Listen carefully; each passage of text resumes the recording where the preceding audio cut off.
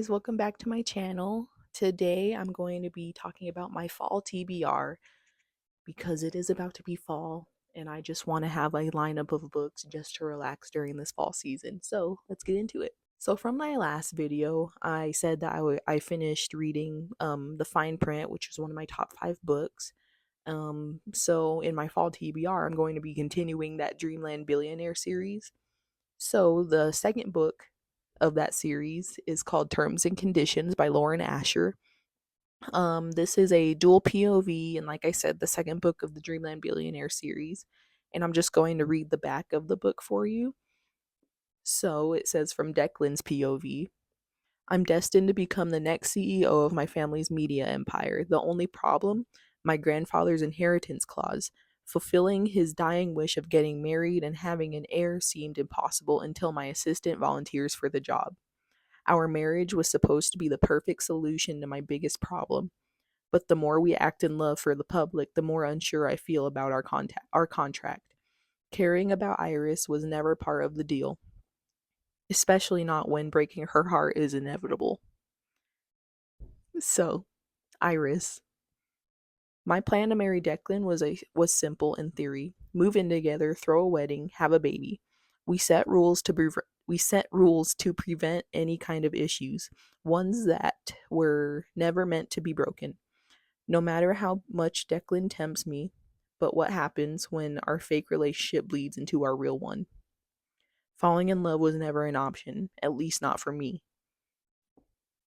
I am so invested in this book because the couple in here is an interracial couple, and I love that. I love books that are just have more diversity, So, I'm almost halfway done. So, Terms and Conditions by Lauren Asher. Go read it if you haven't.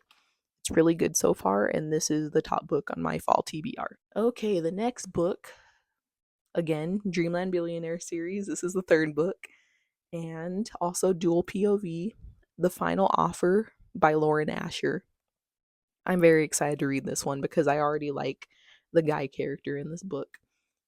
So, his name is Callahan, and this is his side of the story. I'm the Kane brother everyone gossips about behind closed doors. Trust fund brat, washed up athlete, high functioning alcoholic. No one knows the real me but her, Lana Castillo, my childhood best friend and the only woman I ever loved. When I broke her heart 6 years ago, I promised to never return to Lake Wisteria. I kept my word until my grandfather's will changed everything. To receive my inheritance, I was tasked with spending a summer at the family lake house before selling it. The request was simple in theory until my entire plan blew up on the very first day.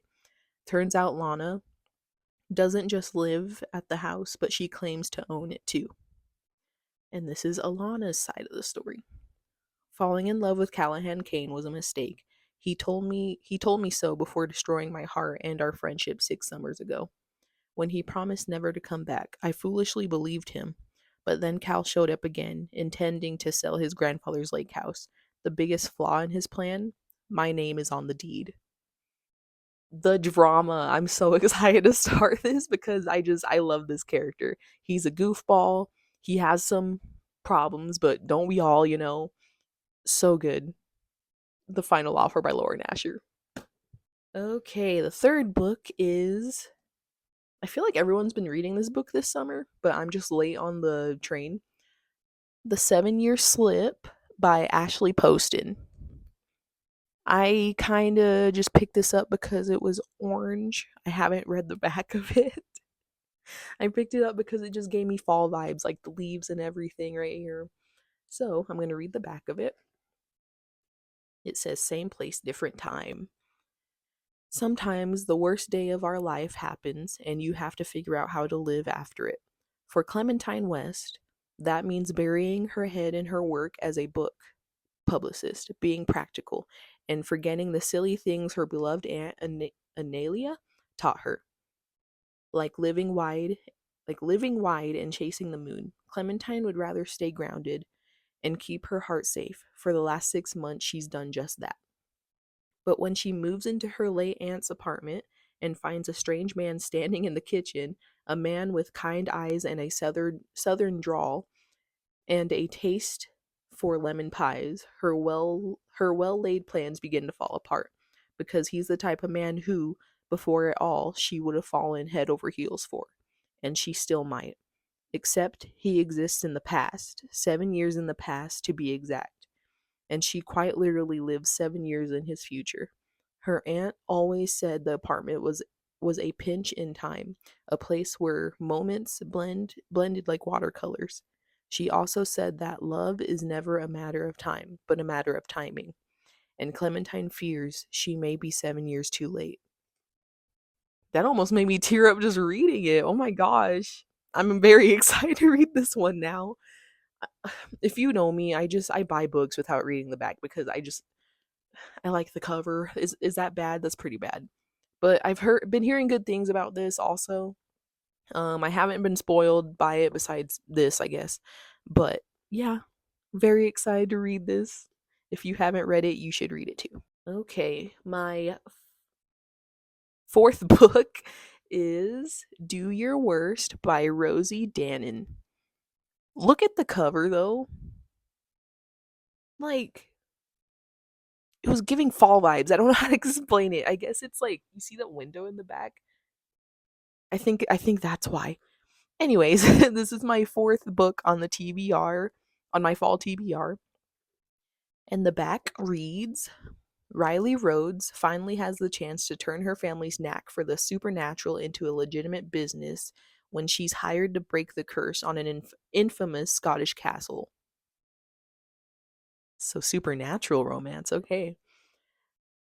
Used to working alone in her alienating occupation, she's pleasantly surprised to meet a handsome stranger upon arrival, until he tries to get her fired. Fresh off a professional scandal, Clark Edgware can't allow a self-proclaimed curse breaker to threaten his last chance for redemption. After he fails to get Riley kicked off his survey site, he vows to avoid her. Unfortunately for him, she vows to get even.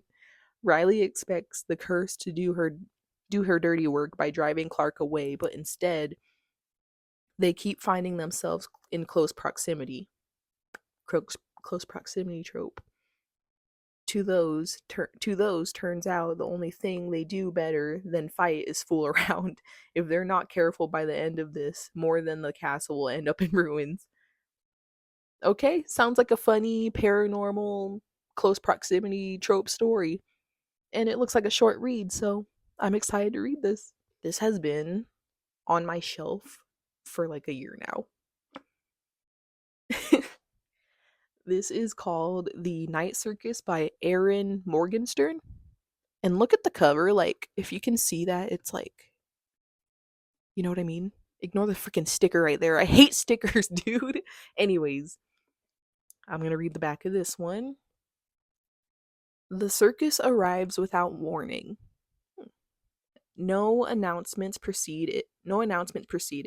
It is simply there. When yesterday it was not. Within the black and white striped canvas tents is an utterly unique experience full of breathtaking amazements. It is called a Le Circuit de... I'm not going to try to pronounce that. It's in French. I can't read that. And it is only open at night. Okay, explaining the title Night Circus. But behind the scenes, a fierce competition is underway. A duel between two young magicians, Celia and Marco, who have been trained since childhood expressly for this purpose by their instructors. I'm dyslexic, you guys. Unbeknownst to them both, this is a game in which only one can be left standing. Amidst the high stakes, Celia and Marco soon tumble headfirst into love, setting off a domino effect of dangerous consequences and leaving the lives of everyone from the performers to the patrons hanging in the balance. Night Circus by Erin Morganstern. I've heard mixed reviews with this one. I've heard people DNF'd it. I've heard people loved it, and it doesn't look like that big of a read. So I think it's I think it'll be a pretty cool read for the fall season, you know? So, Night Circus. Okay, my fifth book of my TBR is Hawke by Jessie Hall, sorry. The back says Nicole never imagined anyone other than her seemingly perfect boyfriend, Patrick, could grab her attention, that is, until ex convict Hawke unexpectedly becomes their roommate, turning her entire calculated little world upside down. The tension in the house is thick as Hawke's lifestyle clashes abruptly with hers.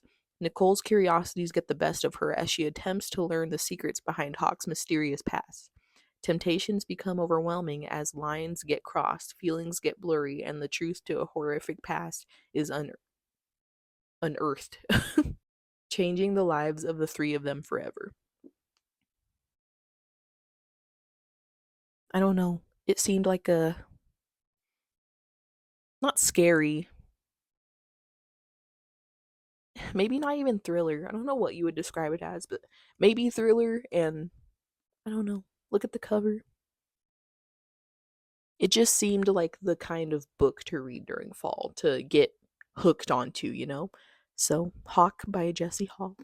Go read it. So, the last book on my fall TBR is actually an ebook, and it's on my iPad that I'm using to record right now. And this book is called Out on a Limb by Hannah Bonam Young. And the summary reads, this romance novel is about Wynn, who hooks up with Beau at a costume party and becomes pregnant. Wynn and Beau decide to get to know each other as friends while navigating the challenges of parenting. Some say the book has a real and raw pacing, and that the banter between the main characters is top notch. Scandalous.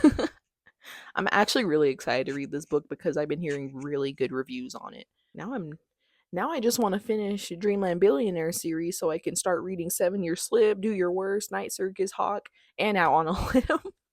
They all just seem like such good books, so I'm so excited for the fall seasons. I can't wait to read these. That is my fall TBR. I hope you guys enjoyed.